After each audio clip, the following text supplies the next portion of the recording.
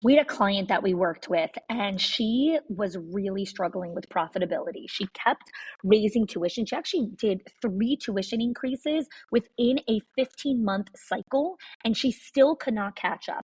So I helped her work with our 6 money leaks in schools, and she only used 3 of the 6 money leaks and cut her expenses by 50%. 50.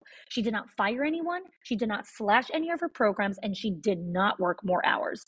Again, the 6 money leaks are not hacks or spreadsheets. These are patterns. They are small decisions that feel so normal that your school does, but they quietly drain your school's profit. So if you've ever wondered why you're working so hard, but still not seeing the return, this is your first step to clarity. Click the link in the show notes and find out what it's actually costing you.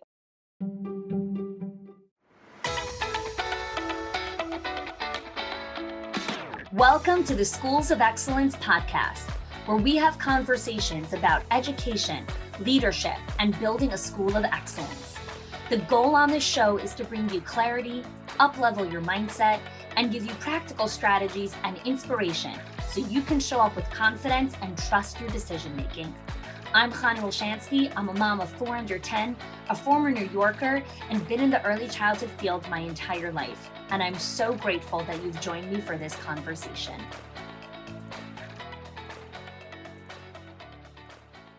Hey, and welcome back. I'm excited for today's episode, and I hope you can glean some really valuable insight to enjoy this upcoming holiday season.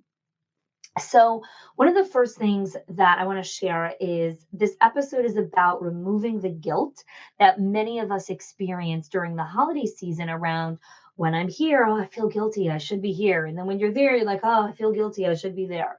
So this episode is going to give you some tangible strategies for how to be where your feet are. So if you're interested in entering the holiday season and being where your feet are, being present and intentional about wherever you are, then this episode is for you. Again, this isn't an episode about self-care boundaries or any of that kind of stuff. This is boundaries during the holiday season for you to be where your feet are. So the first thing I want to start with is, what does joy mean to you during the holiday season? When you think of the holidays, what is happening in your house when you think of the word joy?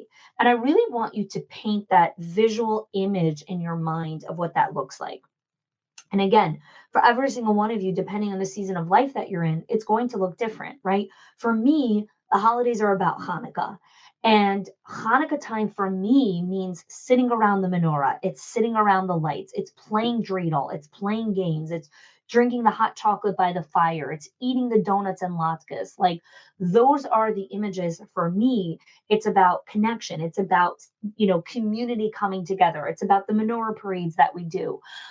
For my family, Hanukkah is just a huge time of connection. That's our holiday for us.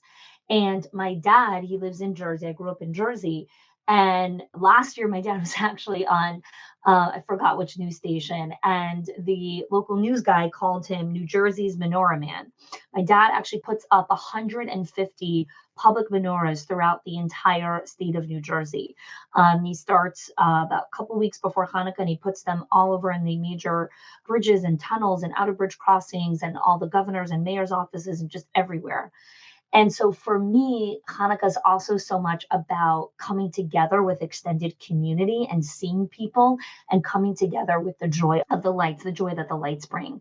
So that's for me, right? It's a big part of my childhood and my upbringing and what my dad continues to do. And, I'm always connecting with him, and I'm like, where are you today? And, where are you lighting the menorah today? And who are you with today? And it's an 8-day holiday, right? So that's what it really means for me. Now, what's important to remember is, for you, obviously the holidays mean something different, right? For everyone who's listening, whatever holiday season means for you, I want you to get clear on, what does the word joy mean, right? What do you want it to look like? Because when you can start to create that mental image, you can start to create the boundaries that are associated with protecting that specific thing that you want for the holiday, of what joy means, right? So if joy means sitting around the table and eating, traditional food that you grew up with, or that your grandma made for you, or, Poppy made for you, like, Does that mean that there's a no phone rule at the table? Does that mean that you unhook the house phone? Does that mean there's no screens at the table? Does that mean that, an hour before everyone sits at the meal, everyone takes a nap, right? Or you take a nap so you could sit and enjoy the meal. I know that for me, when I'm in the holiday of Passover, one of the boundaries that I create during that specific holiday is before the two main holiday meals, because there's two main meals, about 2 hours before the meal, I take a 45-minute nap, 45 minutes to an hour. And that's a non negotiable, right? So, mayors with the kids, like we pre plan this, like that is critical for me because I want that time, whether I'm sleeping or just reading or just doing nothing, it doesn't matter. That is my time to ground myself, to regulate my nervous system so that when I'm at the table, I am showing up in a way that brings joy to my family. I am smiling. I am well rested. I am, feeling full of generosity. I don't feel any sense of obligation. Like I am full of joy and a full bucket. And that comes from a good nap, especially when I'm running around the place, getting everything ready for the holiday, right? So I want these things to give you ideas of maybe you take a nap before you sit down for the big holiday meal, whatever that means for you. I first want you to start with, what does joy mean? Okay. Next.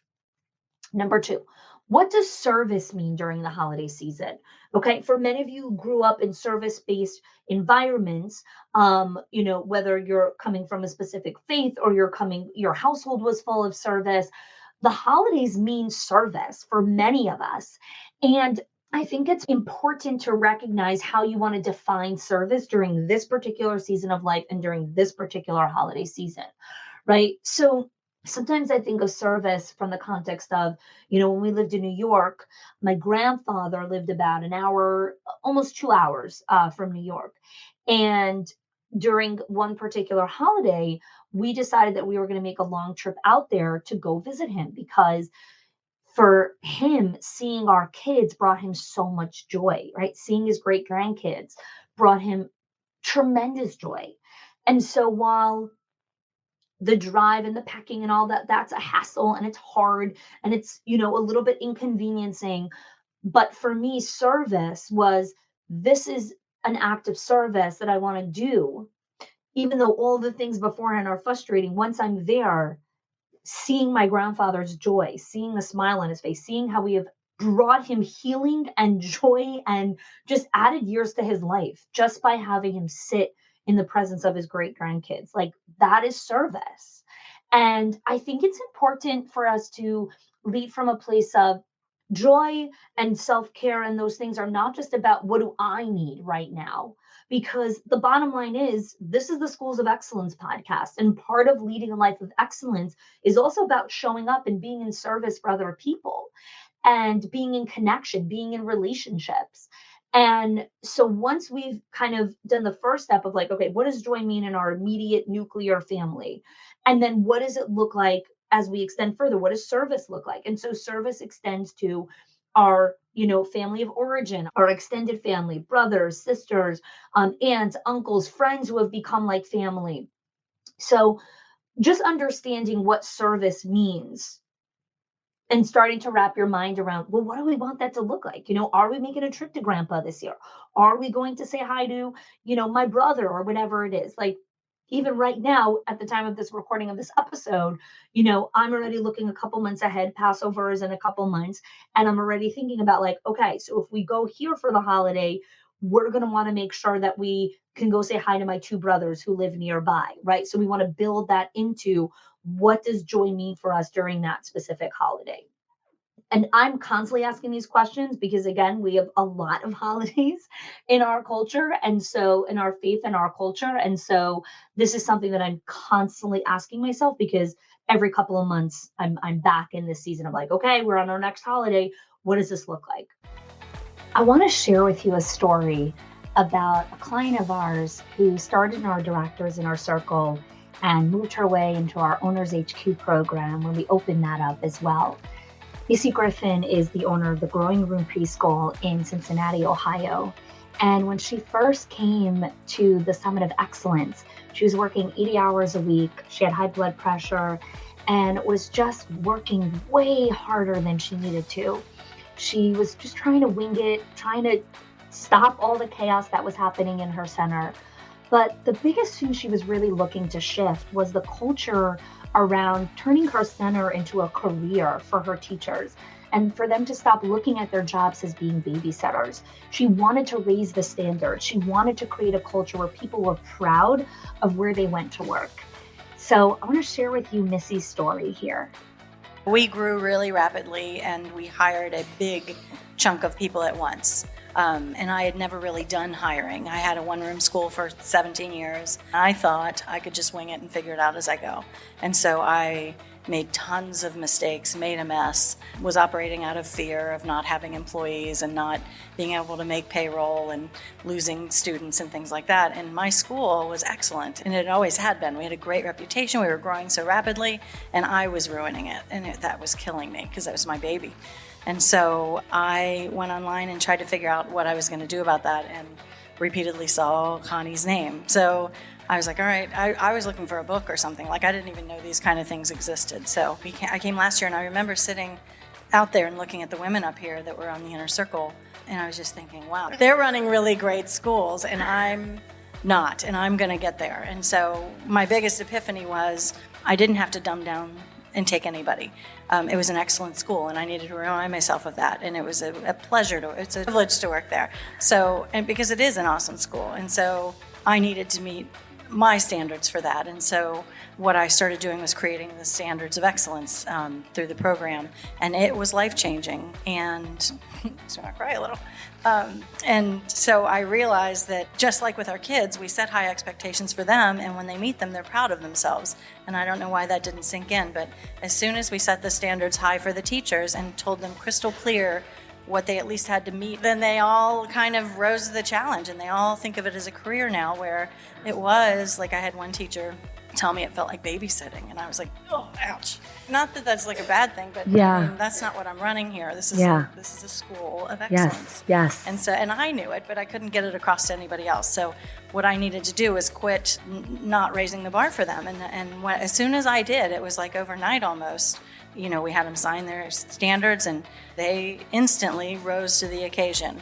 And my life went from chaos and crazy. Like, my blood pressure had gone up. I hadn't seen my husband in a month. Like, it was crazy. I was working like 80-hour weeks and still failing. And I couldn't do any more than I was doing. I was just doing it wrong. So now I'm working half as much. My blood pressure's down. It's amazing. So this group of women that I was so excited to watch and observe, and I was so envious of, I can't believe I'm sitting up here. You may have found yourself nodding your head or just taking a deep breath when you heard Missy share her story. You may resonate with parts of it, and part of it may be your life right now. And I want you to know that Missy's story isn't unique or special. It's a story of thousands of school owners who are struggling to really get out of the chaos and get out of survival and really learn the systems, the processes, and most importantly, the mindset to be a leader and build a school of excellence.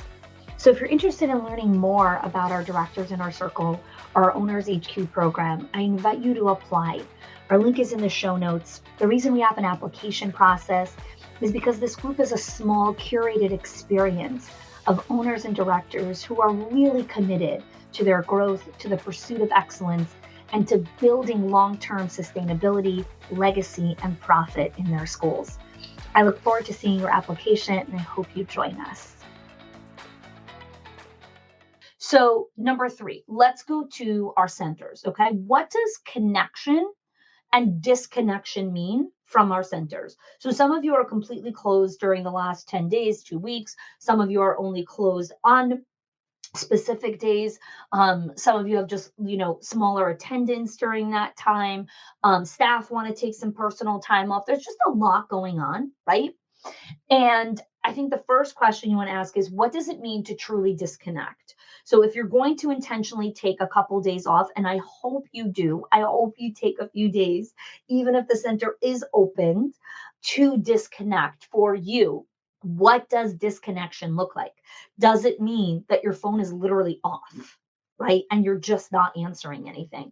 I have a time like this every holiday. There's at least 2 or 3 days during every holiday that my phone is completely off. Nobody can reach me. I am only available to the people that are in my household. And I do that all the time. Like every time there's a holiday, there are 2 or 3 days where my phone is completely off. Nobody can reach me. My computer's off, my phone is off, all laptops are off, all screens are off. There is a screen free 48 hours and sometimes 3 days. So that's for me, right? That makes sense for me. That might not be right for you. I'm giving you ideas and just kind of different ways to look about what disconnection means when you're trying to reconnect with your higher values, your higher purpose, right? Faith, family, connection, holiday, relationships, whatever that is. So that's the first thing, right? What does disconnection mean? The other thing is that many times during the last 10 days, there's all these tasky things, right? Like you got to have that conversation with the tax accountant. You need to meet with the lawyer about this. You need to have a conversation with this person about the property tax that's going up for the center, or the lease is going up, or the lease is, the landlord decided, like there's just all these things, right? And you can't plan for them. Sometimes they really just come up. And so this episode is about, okay, well, how are we going to create margin for the things that come up so that your family doesn't pay the price? I'm going to say that again for the people in the back. How are you going to create margin for all the things that are going to come up in your center so your family doesn't pay the price? Right? You can't book yourself exactly and say, well, this is the time I'm spending with my family because I have to do this in the summer. Well, what if things don't go exactly as planned? Because they never do, right? Do you have the margin and the space for if you need to dedicate an extra hour in the center, is your family going to pay the price, right? So some things to think about. What are you going to say no to so you could say yes to the holiday and to your family? Who are you going to say no to so that you could say yes to the holiday and the family? This takes massive self awareness and discipline to say, I am going to say no to this because I'm saying yes to this. So here's another exercise for those of you that like the tangible strategies, right? I want you to scan your to-do list and your meetings that you have over the next 10 days until New Year's. And I want you to ask on every single item that's there, can this wait till January? Can this wait till January? Now, your initial response is going to be, no, it's got to be done now. It's got to be done now. It's got to be done now. I am going to challenge you on that and ask you to filter it through. Does me not showing up to this meeting or me rescheduling this meeting to January have detrimental consequences on long-term profit and sustainability of the company? If I push off this meeting, do I all of a sudden have a negative balance in my bank account? Is it going to massively impact the sustainability of my company? 99% of the time it's not. If I don't do this task, will it drastically hurt my reputation or retention? 99% of the time, it's not. So I want you to ask these bigger questions because when you look at it from this lens, it becomes a little bit easier to say no. It's still hard, but it becomes a little bit easier. Okay. And this is just such a great exercise to help you create better boundaries during the holiday season. Okay. I'm going to share one more with you. The last thing is to assess your habits that you want to engage in over the next 10 days. Okay, so let's take a simple habit. Some of you have a habit when you wake up in the morning, the first thing you do is you roll over and you look at your phone to see who called out today. So let me tell you, even though the center's not open, or maybe the center's open, but you're not clocking in that day, you're still going to check that phone because it's habit and habits die hard. And your body's going to move faster than your mind and you're going to default to checking. So this episode is here to help you pause and be intentional. Take a moment. I want you to think about your morning routine. What does it currently look like? What are you doing, right? Checking phone, grabbing coffee, making lunch, boom, boom, boom, boom, boom, right? What do you want to be doing in the morning when you're not at the center? What do you want to be doing? And then what do you not want to be doing? What do you want to do midday, right? What if you planned Not just the tasks and the meetings, but you plan, oh, we're going to go see a show. We're going to go out for dinner. I'm going to take a walk. We're going to take the kids to see the mountains. We're going to go make a fire pit outside. It's usually the ordinary things that create these small moments of joy that create memories that we always look back on fondly. We're proud of ourselves when we can hold up our boundaries, when we make decisions from a place of intentionality and humility and not from ego and people pleasing or perfectionism or overcommitting or overachieving. It feels good. It's hard, but it's good. And I know you can do this. So for today, I want to hear from you in our free Facebook group, the Schools of Excellence Lounge. I want to hear what resonated with you from today's episode and what's going to be your next action step as you go into this holiday season. Again, I want to thank you for being such an active listener during this year. And I want to wish you and your family health, joy, peace, gratitude, all the blessings during this season. Thanks for joining and happy holidays. If you're an owner and a director, regional director, VP of operations, doesn't matter your role in the school, one of the things that we crave most in our leadership is accountability. As you move up in the rungs of leadership, there's really less and less accountability because there's less people that you're responsible to report to, especially when you're in the highest ranks where you're the owner. There's very little accountability. You don't really have to answer to anyone. You call all the shots. And while there's a lot of privilege in that, there's also a downside in really having to hunt for your own levels of accountability, for your own way to motivate yourself and get yourself inspired. And it could feel very lonely up there. You're looking for camaraderie, for community, for people just to link arms and surround yourself with. And it's one of our secret sauces in our Directors in Our Circle and our Owners HQ program, where members are constantly talking about how the accountability has been a game changer for them. So I want to introduce you to one of our members, Ellie Estrin, who runs a school in Atlanta, Georgia. She's been a member for many years, and she shares her experience of how the accountability continues to transform her leadership and her school. The accountability and the consistency of the group, that there's always something ongoing and there's always a challenge or something that a sprint that we're doing, and that kind of was always my hook that kept me going. So there would be like times where I might fall under the radar, and then there would be a sprint and I'd be like, oh no, I'm getting back on this. keep going, and it would keep my motivation and keep me focused and being proactive the way that I really want to be proactive, and having the opportunity for the sessions that we call in, or if I missed one, to be able to really watch them. That was so helpful for me, and to be able to implement changes that I wanted to implement for so long, and to have the support from everybody else, and including Hani especially, to have that support and to have just all the opportunities to do that. You may have nodded your head with joy of like, yes, I need accountability. I want the consistency. I want a group of people that I can lean on. And I want you to know that's a very basic human need, to want accountability and community, and just to have those relationships where you can lean on people and people can lean on you, and you're part of a community where you can contribute, where you can ask for what you need, where you can take what you need. So I really want to encourage you to apply for the Directors in Our Circle or the Owners HQ. Just to explain a little bit of the difference between our two programs. The Directors in Our Circle are for the directors, the assistant directors. Our Owners HQ program is really for people that are owners, VP of operations, regional managers, people who have a lot of the ownership responsibility, and then also for owners as well. We have our separate program for owners only, which is our CEO Legacy Group, which is for CEOs who run and operate multiple centers. That's a separate kind of a private only, invitation only experience.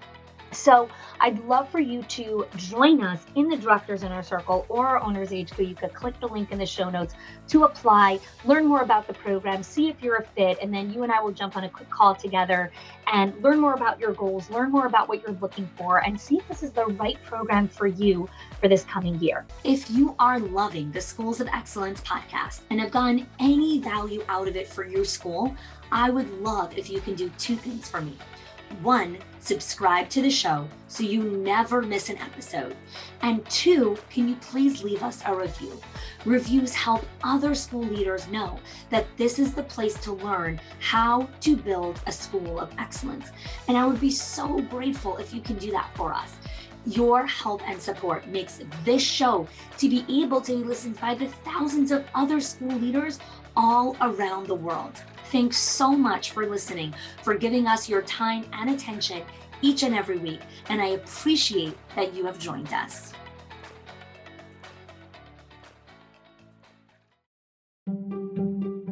If your accountant has ever told you to cut back on professional development or slash your teacher appreciation budget or your staff development budget just so you could stay afloat, or has told you, hey, you probably can't go invest in that program, please listen. The problem is not that you're spending too much money on your people or yourself or your investment or your support system. It's that your school has invisible money leaks that are draining your profit, leaks that no spreadsheet will ever catch or accountant. So I created the 6 money leaks of schools that show you the 6 core areas that schools lose money every single month without realizing it. If you close even one of them, your profits will start to soar without sacrificing your team. Go get it now and stop blaming the things that are actually building your school.